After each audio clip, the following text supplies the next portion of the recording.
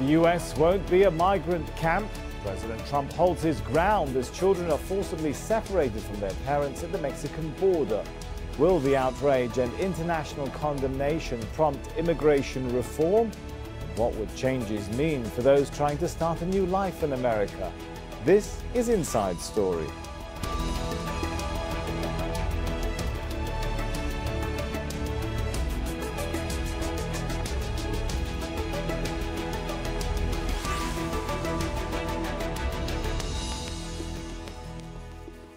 Hello and welcome to the show. I'm Sami Zeidan. Donald Trump's under fire for his zero-tolerance approach to migrants who cross the border without proper documents.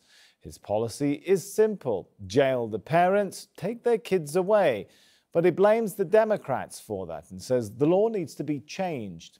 Congress is expected to discuss 2 bills this week. So what can we expect? We'll talk to our guests about that shortly. But first, shocking images have emerged of children being held in wire cages, sitting on concrete floors, separated from their parents. An audio recording said to capture the sounds of them crying at a detention center is also circulating. Heidi Jo Castro's report now from Washington, D.C.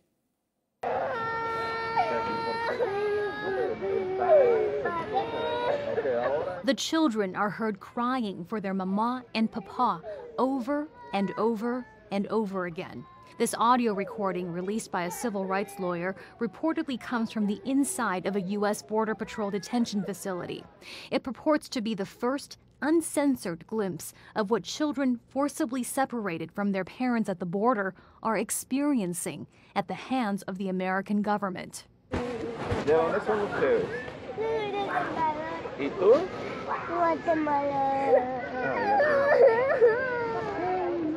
This is so heartbreaking. It so challenges the conscience of our country that it must be changed immediately.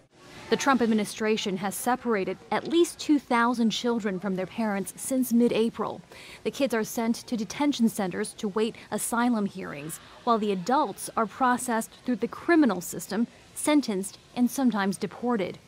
They are fleeing such horrific violence and rape, the kinds of conditions that every single one of us would run from in order to protect our children and our families.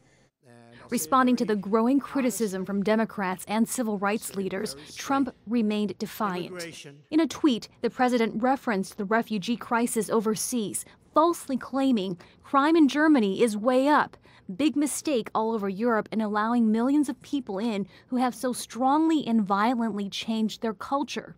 In fact, the number of crimes in Germany last year fell to the lowest in 25 years. But administration officials further defended the hardline border measure, with Homeland Security Secretary Kirstjen Nielsen putting the blame back on the immigrant parents. Parents who entered illegally are, by definition, criminals. Illegal entry is a crime as determined by Congress. By entering our country illegally, often in dangerous circumstances, illegal immigrants have put their children at risk.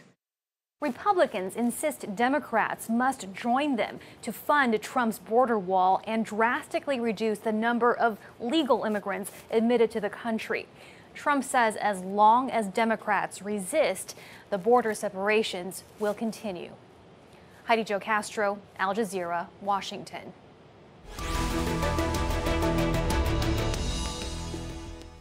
Well, is there a federal law which allows for children and parents to be separated at the border? Let's have a look at that one then. There's the Flores Settlement Agreement from 1997 and an anti-trafficking law signed by former President George W. Bush in 2006.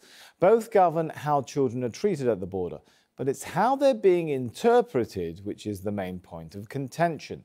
Donald Trump says there are loopholes and it's up to Congress to fix them to stop the breakup of families. Controversy began when Attorney General Jeff Sessions announced in May a new policy of stricter rules at the border for illegal crossings. Parents were jailed and their children taken away. Former President Barack Obama had previously set up family detention centers where children and their parents could be held together.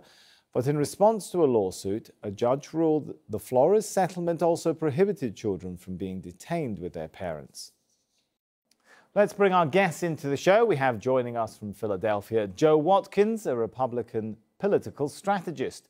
In New York, Lincoln Mitchell, a political analyst. And in Mount Dora, Florida, by Skype, David Ward, a retired Border Patrol agent. Welcome to you all. Let's start with Joe then. The scenes have been harrowing, haven't they? Do you think they'll prompt Congress into action and find a solution? Well, clearly this is a midterm election year in the United States, and so every seat in the Congress, that is the U.S. House of Representatives, is up for re-election, and many U.S. Senate seats are up for re-election as well. So Congress may feel some pressure to do something because some of the seats may be affected by how they stand on this issue, although I'm doubtful that anybody would lose their seat over this issue, although it's right now dominating the news. Lindsey Graham, why the would U.S. people Senator have to from lose South their Carolina, seat over this issue? Explain that part to us, Joe. There's often a lot of skepticism and pessimism about whether a congressman wants to, quote unquote, take a risk to try and fix this. Why?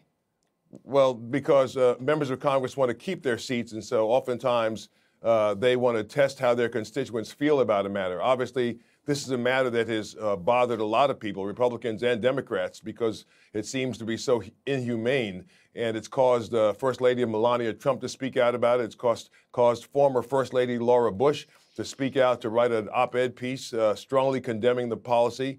Obviously, there are Democrats and Republicans that think that this is a terrible policy. The president, on the other hand, has said that it's up to Democrats to fix it, to work with Republicans to fix it, and he's using it somewhat as leverage to try to put in place the immigration policies that he'd like to see, along with the building of that wall between Mexico and the United States. Senator Lindsey Graham from South Carolina says that this is a problem that can be fixed by the president, by executive order, by the president's pen alone. But the president and the White House staff choose to say that it's a matter for Congress to solve, and especially for Democrats. All right, hang on. I see there David was shaking his head, I guess, in disagreement all throughout the first part of the show. So let me give you a chance, David, to bring in your perspective. You know, the press and the media and the politicians have got their camera time to dramatize something that has been going on for years and years and years, all because of their inability to get the job done. Congress sits there and passes laws. They give the job to the Border Patrol and ICE to go out and do it, and then they don't support it. This problem could be solved very easily and quickly. We could stop the children being separated from their parents. We could stop the deaths that happen every single day on that border and smuggling loads and everything else if we would put border security in. But these congressmen are totally against securing our border for whatever purpose they have, whether it be their little fiefdoms, their lobbyists, whatever the case might be. They refuse to do the will of the people. And but isn't that, David, then there are two bills which Congress is looking at right now. Isn't that the whole point of them, to try and solve this? Yes, there are bills passed, but let's bring the conversation back to reality. 1986. Pardon me? Okay, let me give Lincoln a chance to weigh in. Go ahead. I mean, I'm going to say something I never say, but Lindsey Graham is right. This policy of separating children from their parents has not been going on for years. It started a couple months ago, and the reason it started a couple months ago is because the Trump administration Would you ever work the border? Oh my goodness! Separate children now you're going to adults. Okay, did you ever read hang a book? on, David. That's give the best him a argument chance you to have. finish Did you his ever sentence, and we'll work come the back border? to you, David. Go We're ahead, on Lincoln. international television, and the best you can come up with is, did you ever do my job? Come on, let's have a conversation here like thoughtful adults. For goodness sake.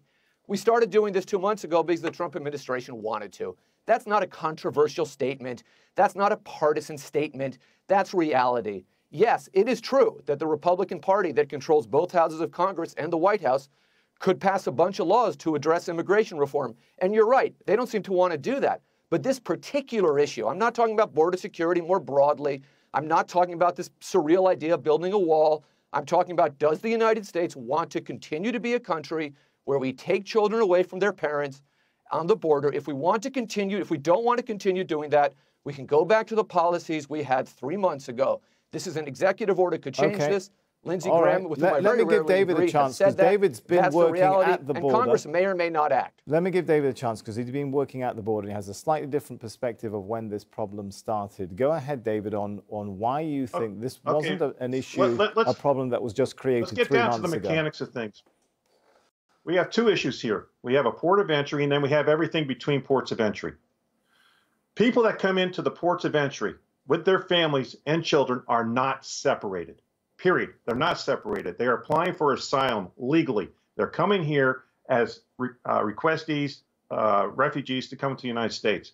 The problem we have on the southern border right now, and we're over 250,000 arrests right now down on our southern border, it's what's happening between the ports of entry. These are people that are coming in illegally, getting apprehended by the Border Patrol, and then put in temporary detention until their cases are brought to an immigration judge, usually no more than 72 hours. The children, from that point, are put into care homes.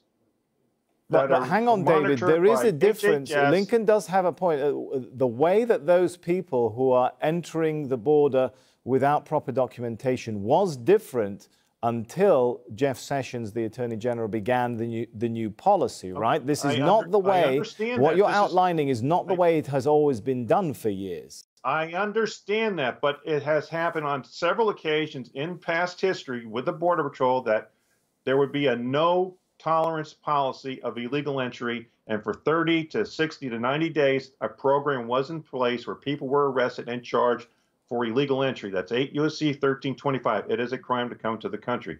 Now, we do need Congress to do something with the bills that they have. But in the past, we have had amnesty granted to aliens, and then the other side of the bill, the enforcement part, has never been enforced. This happened back in 1986.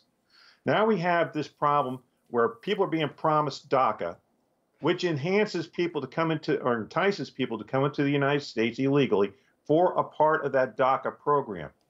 To stop this, we need to have a secure border. And then look at amnesty. I'm not saying not to do that. All right, I'll give Lincoln a quick comeback. 30 seconds before we go to Joe. Go ahead. Would agree on a lot. I think Mr. Ward and I would agree on a lot. I think we both realize there are problems with the immigration system. We both think it is wrong. The people entering that are not ports of entry, that's a real problem. I don't disagree with you on that. But if we're going to talk specifically about this policy, let's stay focused on this policy, which is not a long-standing policy, which is something that could be easily reversed by the stroke of a pen. I never said it was a long-standing policy. And to blame this on the Democrats in Congress, no, separating children from their parents and putting them in internment camps is not a long-standing policy. The homes that you've spoken about, yes, that is a policy. Let me bring Joe in. Let me bring Joe in. Let's try and refocus again on the question of Congress. The president could change. Joe, as I mentioned, Congress is looking at a couple of bills, but do either of them have an alternative mechanism, a solution that will prevent the sort of scenes we've been seeing of parents and children being separated at the border? I can't speak with specificity on that, so I'm not sure that either of those two bills remedy in the way that all of us would like to see. Well, that's pretty worrying because it doesn't seem that there are a lot of people who are sure about whether any of these bills would help prevent the scenes we're seeing at the border. Isn't that worrying? Well, it is worrying, of course, but the devil is always in the details. I mean, there are lots of bills that are passed by Congress, but many congressmen, members of Congress, don't even read the bills that are passed.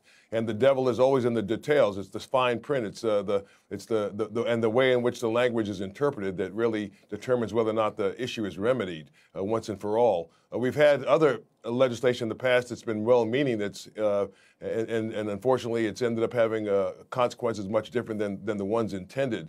So the challenge here is to fix the problem. Lindsey Graham, as I said earlier, said that presidential executive order could change this. A pronouncement from the president and an executive order from the president could fix this problem in one fell swoop without having to leave it to the House of Representatives and the U.S. Senate to fix it. But nonetheless, there are bills in place to try to remedy it. I've not read the fine print, so I don't know if the fine print actually provides the remedy that we would all like to see, where kids are currently being separated from their parents. Lincoln, everybody is pointing the finger at each other, saying the White House could fix this. Congress could fix this. At the end of the day, I mean, are we literally seeing people, parents and children and their fates being held hostage to political battles over whether we get funding for a wall or what happens to the DACA program? We are almost literally seeing that. This is kind of a political shakedown from the White House. We're going to create this problem, and then if the Democrats don't do what we want to do on some related but different pieces of legislation, we're going to keep this problem.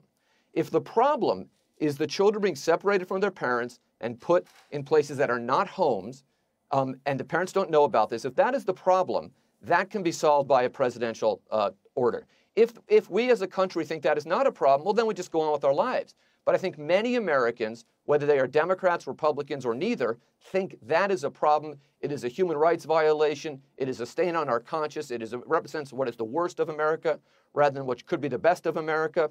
And the president could solve that. Yes, Congress could also pass a bill, but this Congress, under its current leadership, and I very much agree with my colleague in Florida, has had a very hard time passing anything. So we could wait around for that, or the president and his Justice Department and his DHS could solve a problem they created. They've chosen not to do that. That's the political reality. Whether or not Congress will act or can act is a question, and we don't know the answer yet. David, if this sort of political situation continues, what does that mean for the southern border and for the people there? Well, it's going to continue. It's going to continue being out of control, and it's out of control. We have agents that are now babysitters in these so-called internment camps that my friend Lincoln has described, which they're not. We have agents doing anything but working the border. And we need to have Border Patrol agents on the border protecting our country, and it has to be an enhanced wall on the border to keep people from coming in and endangering themselves in the first place. As far as the children, this drama that's been going on with the cages and everything, most of that's staged. What about those people who may show up at the border and even if they don't have the correct documents, want to claim asylum, for example, or escape domestic abuse?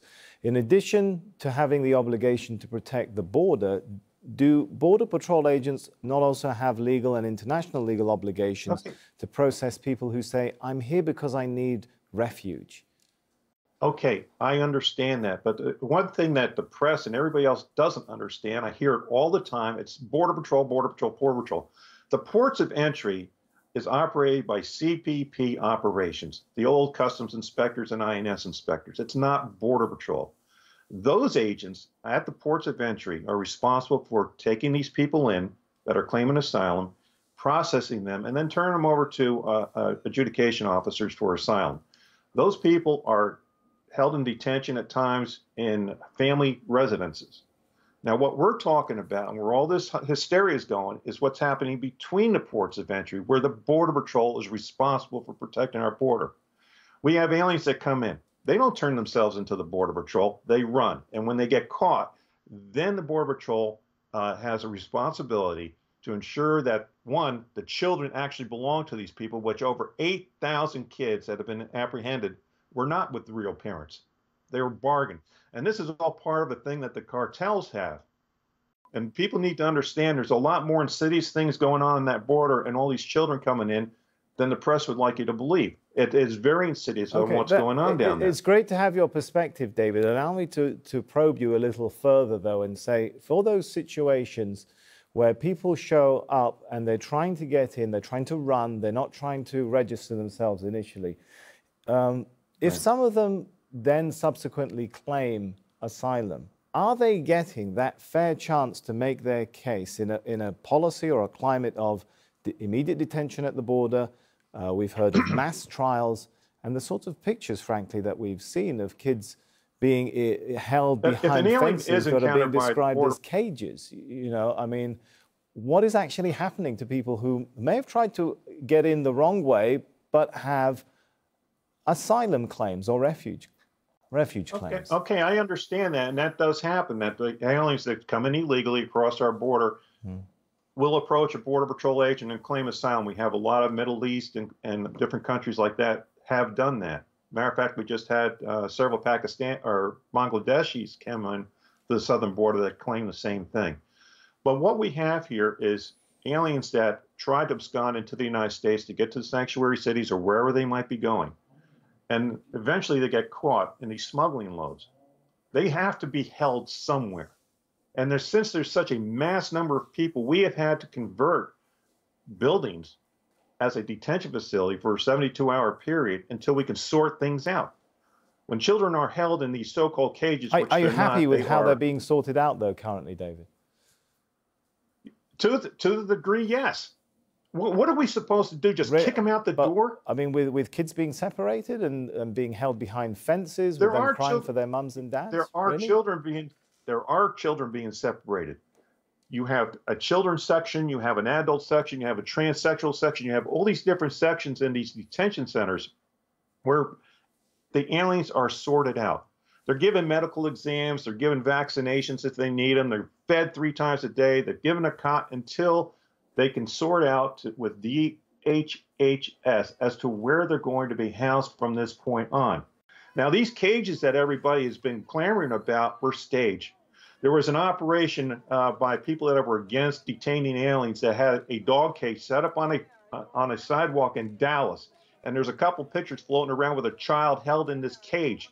That was staged. That's not the facilities we're talking about. That may be There's one other case. We're sure you're not suggesting that all the pictures and recordings and images and videos which have come out from American media, even visiting centers in the south of Texas, are all faked and staged. Did you see any cages? You saw very large structures of chain link to keep people in a certain location so they can be separated.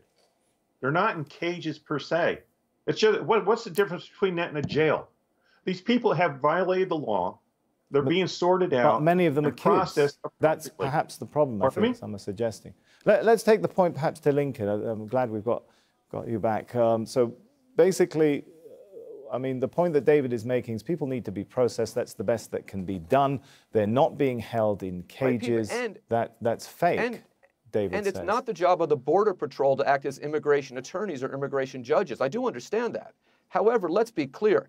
The question of whether a child, when it is taken away from its parent, is put in a cage or an internment camp or a chain link facility, it doesn't really matter. Either way, it's inhumane. I mean, that seems to me to be a basic principle.